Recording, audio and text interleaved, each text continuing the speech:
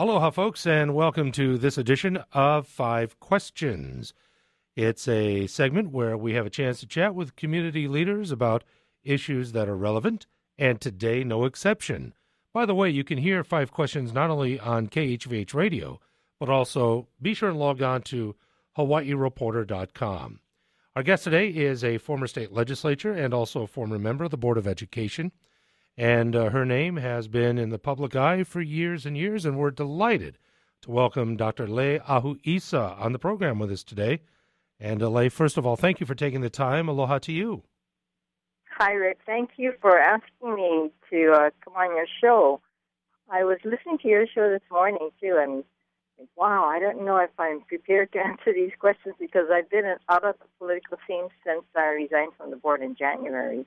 Well, you know, I think a lot of it is the perspective that you bring, and I think we would appreciate just getting some more insight about some issues that are important to us. So I'm looking forward to it. And as a matter of fact, our first question is pretty much that. Can you tell us a little bit about what you're doing now, Lei, and kind of bring us up to speed with you, if you wouldn't mind? Well, I'm still the principal broker at Hilton Grand Vacations Club, and we go way back to when we first started this industry here, the timeshare industry, when it was still not really at a good taste in people's mouths. This was way back in 1996 when I won my seat in the House. And we had just started working on that Lagoon Tower. I don't know if you remember. Were you here at the time where the people didn't want to move out? Right, I do recall, you bet. They were like chaining themselves to the bed and everything, and so we finally convinced people that, hey, this is a good thing to do, you know, and it is our main export, the tourism industry here, the service industry for our tourists coming in. And in fact, I think over the years it's proven that it has been really good since when we were in that down economy. When I was in the legislature, it was recession with Governor Cayetano. And then we kind of came out of it a little bit, and here we are back in again. But I've learned a lot being on the Board of Ed. Sure. The other thing that I do is I'm a professor at Hawaii Pacific University, and I was doing as an adjunct while I was in the legislature, but then when I lost my seat, and they asked me to become a full-time assistant professor, so that's what I'm doing now, which I really love because Hawaii Pacific is a global university. You know, we get students from everywhere. I mean, I got 4 from Saudi Arabia and United Arab Emirates, where I didn't even know what that was until she says, "Don't you know what UAE means?" My father is the finance minister for the sheep there. Oh my. God. So take off the map, you know, put it on the board, and then just educate myself. You know, I'm a great admirer of Chat Wright and what he's been able to accomplish. And we're going to miss him. Yeah. Well, thanks for the update, and we appreciate it greatly. I just want to jump in with question number 2, and that is back in your service with the state legislature. You served in a time where there were more seats held by the GOP than at really any other time that I can recall. And maybe now when we have 8 representatives in the House, which is down considerably from the 20 or so that when you were serving, can you describe what the dynamic was of the day when there was more of a little bit balance in the House, and maybe juxtapose it today when there seems to be really an overreaching majority? Yeah, I think, well, when I was in there, we had Charles DeJoux, Galen Fox, whole Colleen Meyer, you know, that whole, well, Cynthia's still there. Yeah. And I think there was more debate on the floor, you know, because they were really up to speed on what was going on. They were to me, they were really educated. Not that, I don't really know a lot of the people in there now because there are a lot of new names. And when I go down there, I don't even know when I pass them in the hallways if, you know, that they're a representative and so young.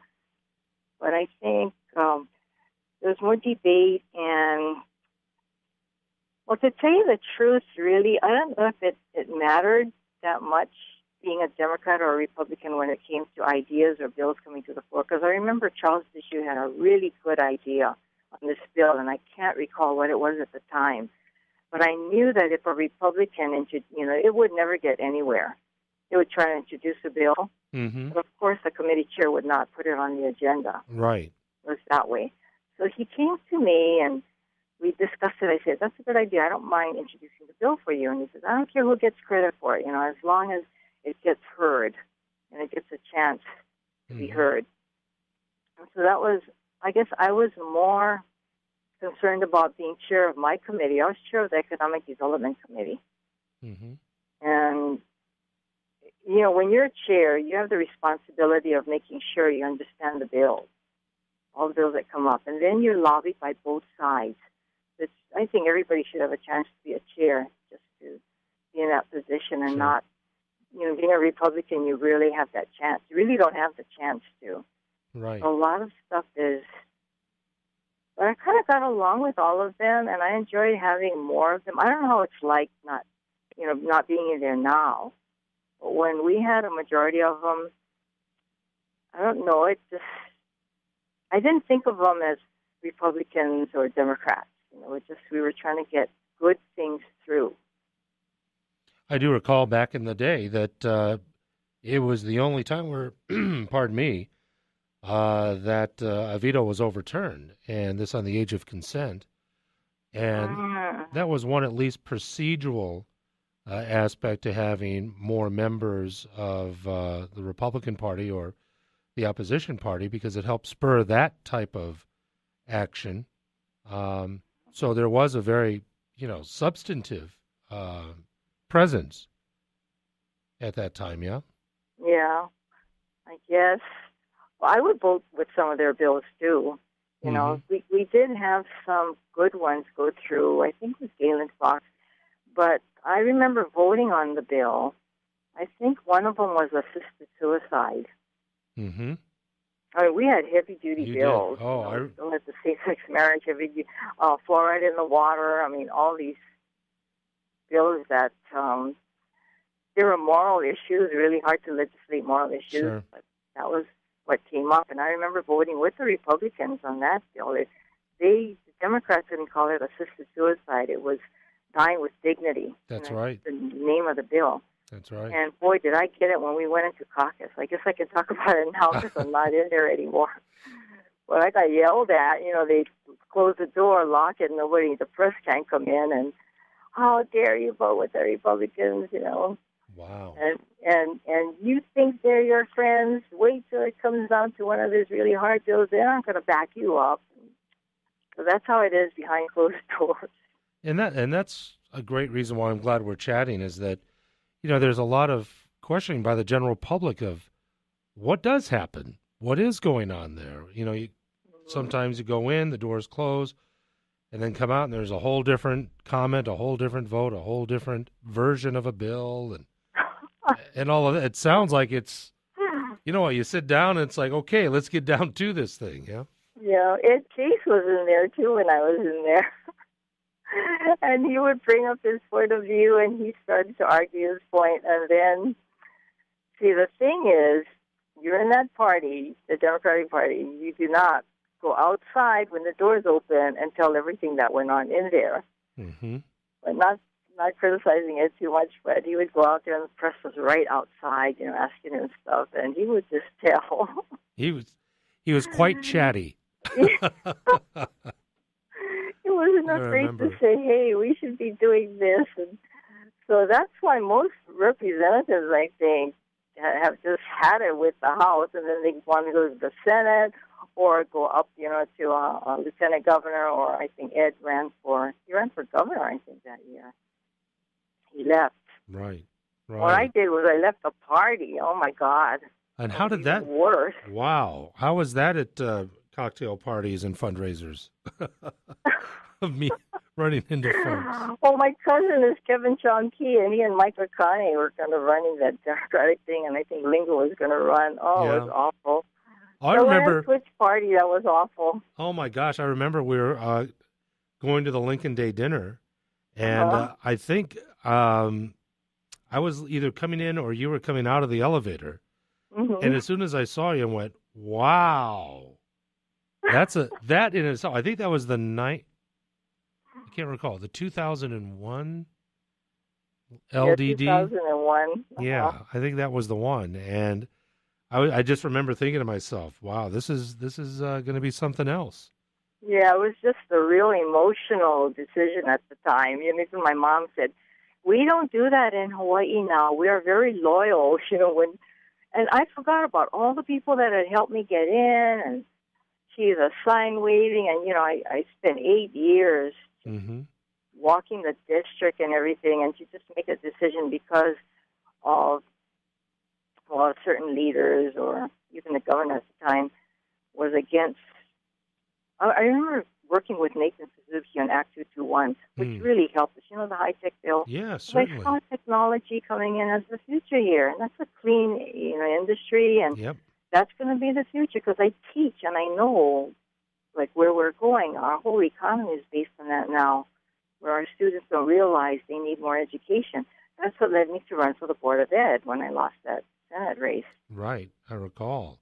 We're And I talking with, went. I just want to remind folks, we're talking with Dr. Lei Ahu Isa. It's a great conversation, part of our 5 questions. We've kind of put a few questions together already, so that's kind of nice. But go ahead and continue, Lei. I didn't mean to interrupt. Well, I was just going to see how I got back to the Democratic Party because when Governor Lingle, I respect her a lot, but the time came when she had to approve, or I think she just let the bill go ahead, raising the GE for Oahu residents for the rail. Yep. I just couldn't see that. Sam Sloan and a lot of other people. I remember Bill Evans. We all got together. We made these signs, and we were standing out there by City Hall saying, "Don't raise the GE." Yes. Our people are already. That is not the most regressive tax. Don't raise it. But she just let it go and didn't veto it. And I said, I got to get back to the Democratic Party. Well, it was House Bill 1309, and I will never forget it myself. Yeah. Quite literally. So I empathize with you greatly, believe me. When you were, and I'll just fast forward to basically our 4th question, and that has to do about the DOE and your service there. There's a lot of maybe confusion about the relationship between the board and also the department, and it was somewhat kind of exacerbated with the whole voucher issue and not vouchers, I'm sorry, furlough issue of a couple of years ago, and now the somewhat acrimonious debate with the state and the HSTA, and it seems like there's a whole swirl of going on with education. Can you just take a few moments and kind of boil it down for us from your perspective, serving on the board? Are we functioning as well as we can? And well, I served on the board for 7 years, and right. It took me that long to figure out the acronyms. It's such a huge bureaucratic institution. You cannot realize the massive, the amount of it unless you sit on there. Running for office, when I was on the other side of the table, in the legislature and reading all the stuff that came across and running for office on the platform of we want to better educate our students. We want, they are the future leaders. That's all talk because I tell you, the legislators or the politicians, they don't really understand until you get in there. The Board of Ed is the body, like the Board of Regents, that oversees. We kind of look at all the different guidelines or rules that come up, the policies for the Department of Ed. People get mixed up. They don't know what the board is and what the department is. Mm-hmm. So maybe we shouldn't be named the Board of Education. We should be named like Regents or something else. Right. That board thing. But when I was in there, I think we did a lot like Common Core standards. We did the Race to the Top, the $75 million. Mm-hmm. Getting the Charter School Advisory Council set up, getting a CFO position, getting the auditor position funded because the audits were just, I know about budgets because I used to run the office up at the University of Hawaii under Fudge Matsuda years ago. And I couldn't believe that our schools have so much autonomy. Sure, give the principals authority, do what they want. But here, we got to go in and audit. We got to look at what they're doing. They have the power to go in and open checking accounts and do fundraisers And we don't even know those things are done. At the University of Hawaii, you cannot go just open a checking account. You got to get the approval Sure. and get a number so you know where the expenditures and encumbrances are. You know, we have these so-called E&E numbers that are given out. Mm-hmm. But our Department of Ed, they can do whatever. We don't know what's in what school. That's why you see all these things coming out now about, like Pearl Ridge, I think, where the secretary had, you know, spent all that money at Costco. Yep. She could write her own checks. Nobody checks. Right. Nobody knows. Right. A lot going on. So we were in there just, I think, chipping away at the tip of the iceberg. I felt I was just beginning to find out. I mean, I could say things like, I could tell you a lot of things. I don't know if it should be on the air about a lot of the way the contracts are given out, because we handle billions of dollars, like you saw, right? 2.5, whatever billion we get. Mm-hmm. A lot of stuff to be done at the schools. Well, these bids have to go out, and sometimes they're given to friends. And when I look over the contract and I see that the addendum order, there's an additional work order coming in that's almost the same amount as the contract. Yeah. I mean, red flags all go up. And I said, how come this is allowed? I mean, Randy Moore is a nice guy, but a lot of my things, when I was chair of that committee, the facilities committee, he knows that I see him nowadays, and when I talk to him, I said, how's it going, Randy? And he says, Lei, I think the new people in there just don't have a clue. It's so massive, you know, they didn't realize when they got appointed what all of this involved. So I don't know. I used to get calls. I guess I can talk about it now. When I was questioning a couple of the contracts, mm-hmm. I got called from one of the lobbyists, you know, that knew me when I was in the ledge, and they said, if you want a long political career, back off. Jeez. Don't question. Amazing. Yeah, so you got to get pretty, Yeah. you have to have a pretty, you have to be thick-skinned, is what I should say, to even be in politics. Like they say, you can't stand the heat, you know, get out of the kitchen. You know, So it really is, you know, I have two kids, you know, Bert and I, and both kids in public school, and we're always obviously tremendously concerned about, you know, their education. And then on the other standpoint, as a citizen, you know, you look at this ever-expanding budget, the allocation of, as you referred to, billions of dollars, and then we just kind of look around and look at facilities and curriculum and teacher pay, and some of us just scratch our head and say, there's a big disconnect here. Yeah, it all boils down, I think, to money. Because you look at, and our problems go way back. It's not only us. When I go to conferences in the mainland, it's all across. It's the same thing. We think we have our own problems here that are really different, you know, because we have an island state. But I think politicians or even our presidents have recognized this, like President Bush with his No Child Left Behind. Mm-hmm. But I tell you, it goes back to students from poverty backgrounds, the immigrant minorities that come in, like the Marshallese, Truckees. You know, a lot of these students come into Hawaii, and I don't think we were prepared, and we didn't have the funding. Like I see Governor Abercrombie trying to get the funds to help our schools with this problem. Right. And it goes so way back that I think even with us taking up the cause of the $75 million and this No Child Left Behind, it's hardly making a dent, not only in our state, but other states. Well, can I just one last, gosh, I'd love to chat with you for about another 3 days.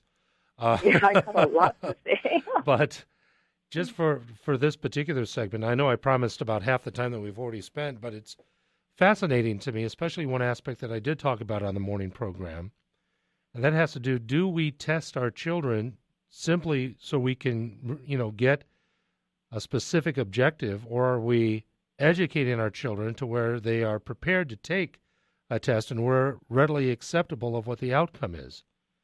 Mm-hmm. And so maybe you can help me understand that. I mean, our standardized testing process. No, I don't agree with the way they're going to teach to the test. And that's what the No Child Left Behind forced us to do. You But it also forces us to do the Common Core, where we have rubrics that the students have to reach certain objectives, and so that's what the tests are. But I don't know about this one test where you have to meet a certain percentage to say that you've achieved there. It just doesn't make sense, and we're forcing the kids to give up band, the arts, geography. How are they going to know with this global economy where whatever is? And now I see history of social studies being taken off. Right. So I just don't agree with that, but it's kind of like where it's going, pushing the kids, because they need that to get into college. And now you cannot get a really good job without doing a college education. And that's why the push is to that testing. Yeah. I don't agree with that, but it's just saying, hey, we don't have, at one time, we had enough educated workers or even high school graduates which could get a good job and they could get a good pay to support their families. But now you look at the gap between how much people earn when they just have a high school education and then going forward, or they don't complete college. Did you know that this year, in the 2008 census, they found out that the college graduation rate for America was the same as 1970. 2008 and 1970, the same amount of college graduates. A lot of them enter college. Maybe they can just get their foot in the door. But because of the economy, they have to drop out. Yeah. They can't continue. They just don't have the funds to. And so here we have this. We don't have an inventory to fill the jobs that are being brought about because of this technology economy. So well put. Lei, I can't thank you enough for this. There are about 38,000 other questions I'd like to ask, but we sure would like to do this again. Would you mind? Would that be okay with you? Oh, yeah, I can talk to you more about that. Yeah, we'd appreciate it very much. And I'm not on the board now, but, I can give you other ideas about how we can fix things. Yeah, and that's of great value. It really is. And also insight to kind of explain why things do happen that, we aren't privy to information. So maybe we can do this on the morning program. Just come on in and have a chat. Yeah. And okay. Just to, we don't want to blame the teachers with this HSD thing, but parents have a lot to do with it and helping their kids. And because our economy is so bad and they got to work 3 jobs, they're homeless on the beach. Yep. That's what's affecting our schools too, but I guess people don't realize that. Oh, I understand. I can talk way more about this. Thanks for asking me, Rick. I tell you what, I really appreciate it. I remember back in the day, I always admired your service and, with the state and with the board. So let's set up a time and we'll figure it out together. Great. Sounds okay, great. Rick, thank you very much. Well, thank you so much. All the best to you, and we'll talk soon. Thank you, Lei. Have a great day. Bye-bye. Same to you. Bye now. Lei Ahu Isa, Dr. Lei Ahu Isa, for this edition of 5 Questions, which turned out to be about 28. But we will endeavor to chat with Lei again in the very near future. Thanks so very much for joining us this edition of 5 Questions here on News Radio 830 KHVH and HawaiiReporter.com.